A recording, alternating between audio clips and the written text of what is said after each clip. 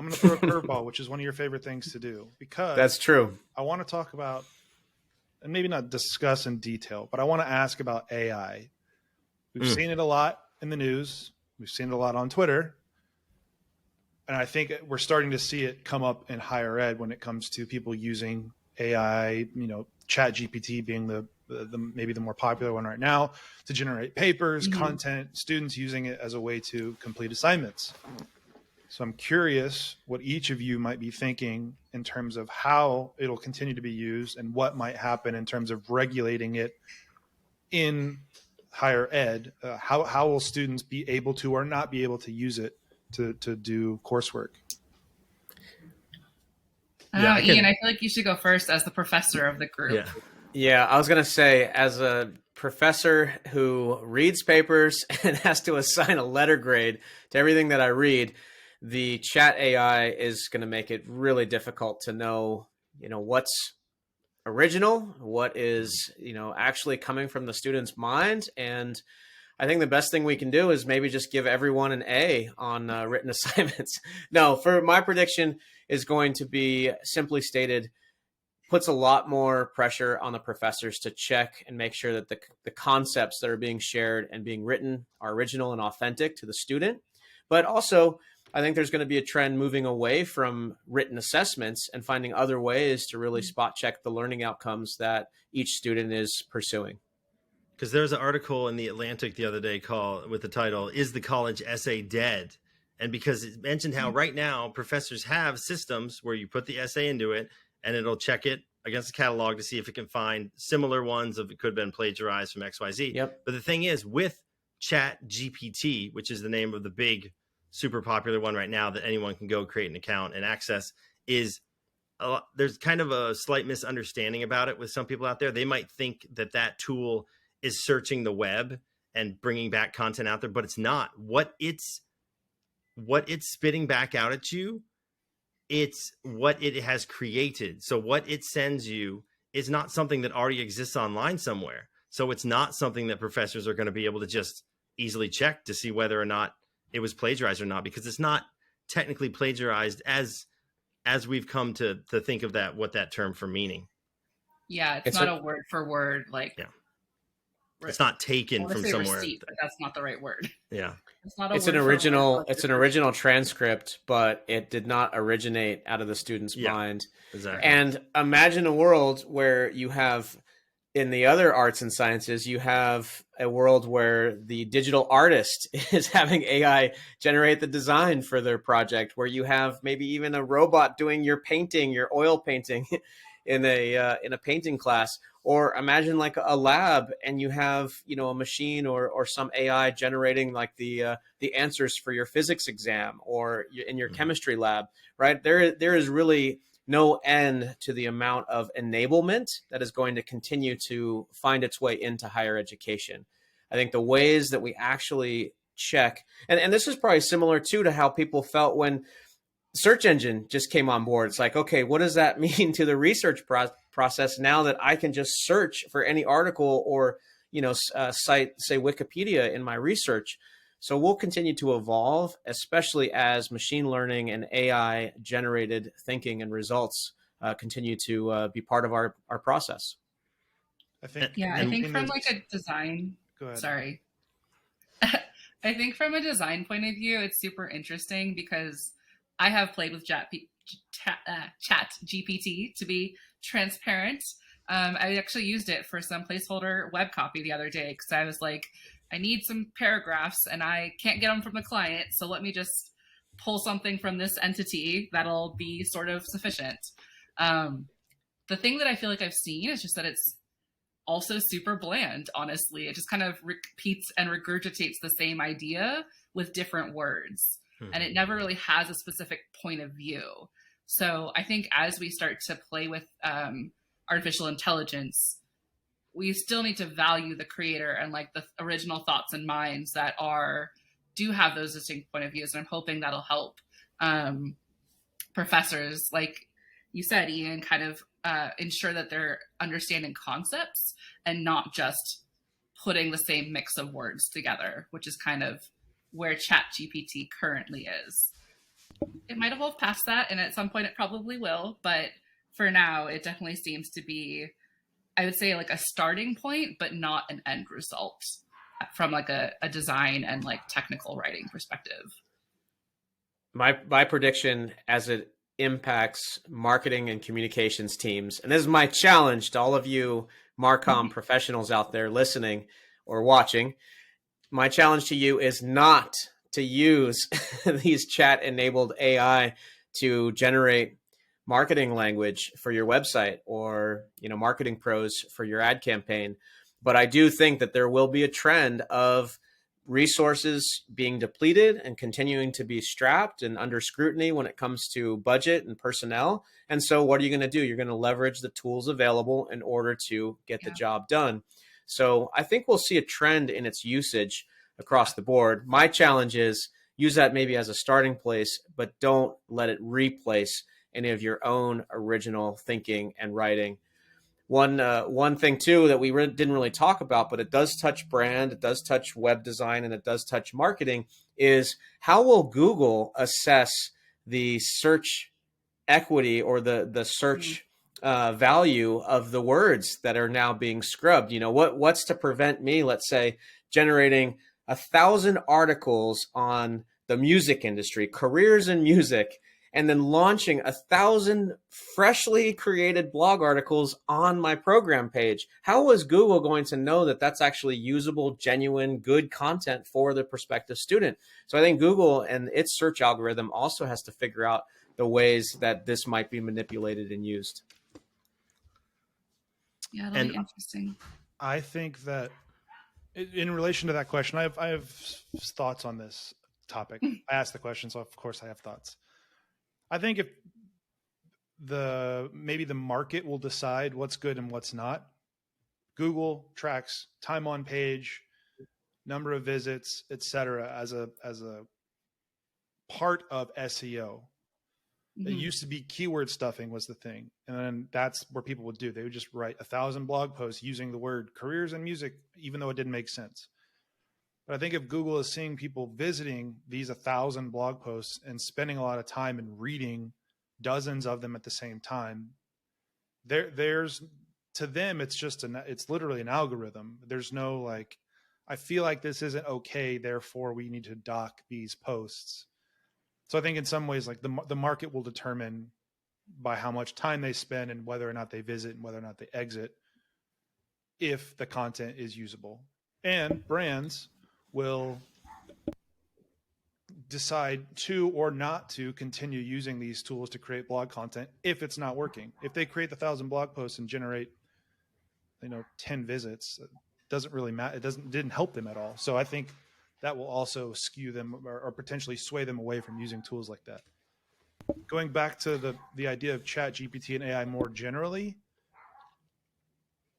I look at it so that you brought up the example of when Google came out, right? First came out, people could just search for whatever they wanted. I wonder if professors at that time were like, this is unfair. They don't have to go to the library and spend hours scouring all these different books for citations and resources and all this stuff. It probably felt very similar. I go back even further. Again, I'm getting out of my depth, but when it comes to the calculator, when the calculators were first introduced, like you could bring it to class with you. It didn't require you to, it wasn't this big thing.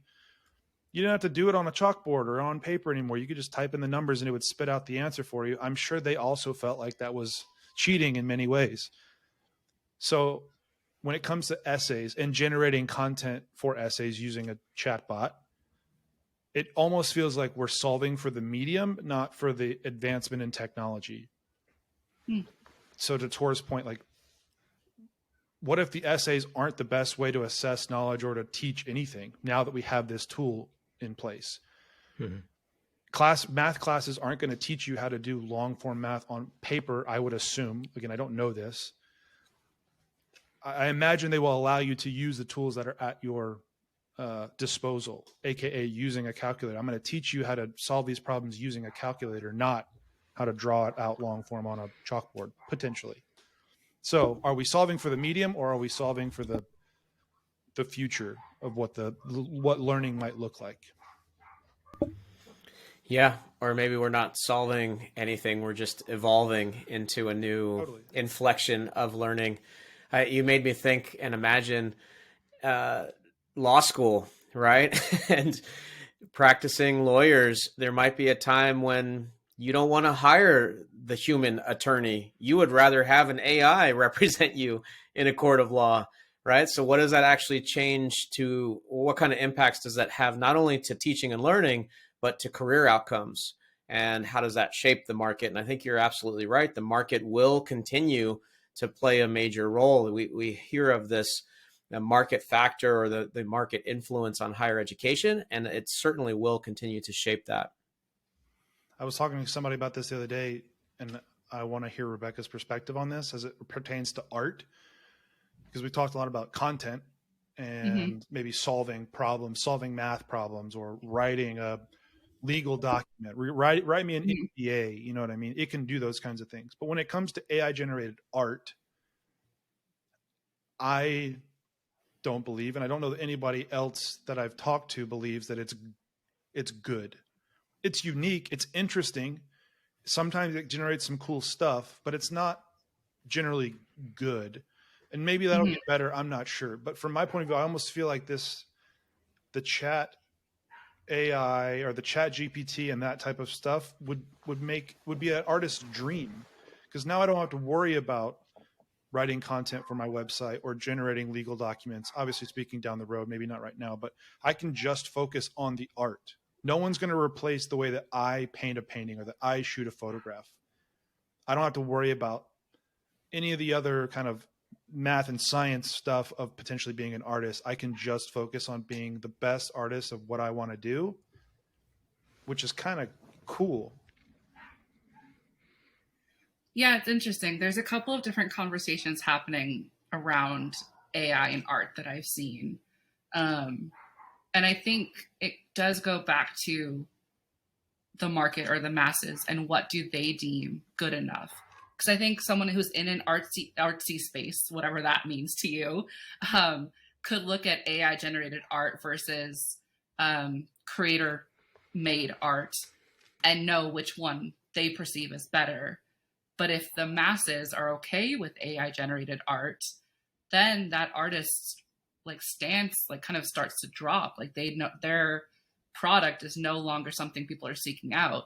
AI is also getting so evolved that people can say, paint me this in this style, right?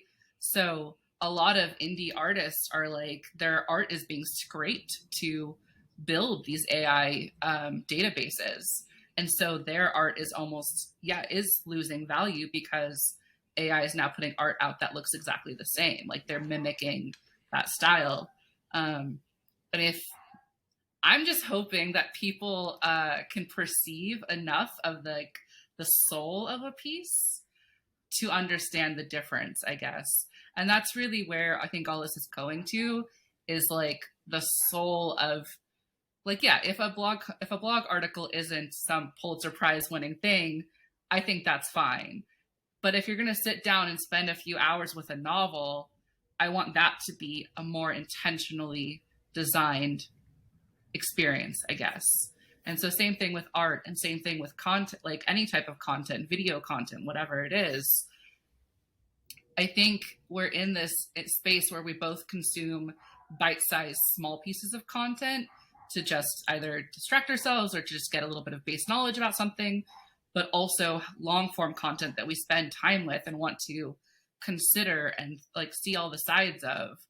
And so I don't know if AI will ever replace that kind of more intentional art or content space, but it definitely does seem like it might start to replace that kind of bite-sized, snack-sized content. So it'll be interesting. And it'll be interesting to see how people's perceptions and understanding of these spaces evolve as the space gets more flooded with AI generated content. Maybe we're training a generation that can tell the difference. So a couple quick points on this. Maybe you guys have felt, as you're now seeing all of those renderings or self-portrait renderings, oh my gosh, not another set of 12 photos that all have that same look. right? We can sniff that out. The Yeah. viewer is actually quite sensitive to it. And I think now with the saturation of it, we just dismiss it immediately. Like, so the shiny object of what once was is now tarnished, and we're going to just swipe right past it, right? But relating it, so that's point number one. I do think we are becoming more sensitive to it, and we're going to dismiss it outright because it doesn't have much value. Is that Thought? we as in this team here, or we as in the entire population? I think collectively, the trend will be, oh, that's AI art. Who cares, right? It's like, I don't care how cool it looks. It's done by an AI bot. And it's like, give me a raw sketch of something, show me a process where someone's actually like cutting out a piece of paper and making a collage. Like, that's what it's cool. Oh my gosh, it's literally show your work. But I almost wonder if it'll look like, how everybody responds to stock photography, how everybody responds to stock music. Yeah. It's like, exactly. I know what That's how I feel right now. Cause like you said, all the friends and everything posting, I uploaded my photo and it created versions of me as like a gladiator or whatever, all that stuff. And my issue is maybe AI art will evolve, but right now it's as if you're looking at art by just one artist. And not just one artist, but I feel like you're looking at art by just one artist during one particular period of their life and style. So, I also feel like a lot of it, when people go, oh, that's so cool, a lot of that comes from the fact that it was prefaced with, oh, look what AI created for me. Whereas if someone was just presented with, look at this picture of me as a gladiator, they'd go, that's very, very cheesy looking. That looks like something maybe like a caricature artist at an amusement park would have done. So I feel like the context with which people are presented with this art is coloring people's perception of it. Definitely. And Robert, you make a really good correlation to stock photography, because how long have we had stock photography now? Like 25 years or longer? Like, stock photo companies still don't know how to get like the genuine photo look, right? That's still a coveted asset when you can like go and search for a stock image that doesn't look like stock, right? And that's 25 years in the making. So at what point does AI actually be able to render the raw kind of fresh hand felt image, the warmth image, similar to a warm handcrafted stock photo? But look at platforms like Unsplash, where it's kind of come full circle, where like artists, photographers who do like photography in a certain style put out photos now as being stock. I've even seen some who will put out a collection of photos using their friends, using models, whatever, that look very organic. They look like something that, a photographer friend might shoot of a weekend dinner. So I think it's like almost come full circle where people are there's a lack in the market of good stock photography, and artists, photographers who are skilled in their craft go out and shoot what people need and want.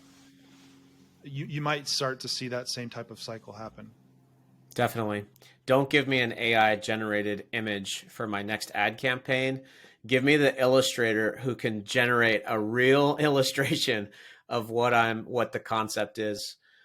Whatever the case is, it's always going to come back to the point of view of the maker or the communicator and what concept they're generating. Knock on wood, AI isn't to the point yet where it can generate original concepts and also have a distinct, unique point of view.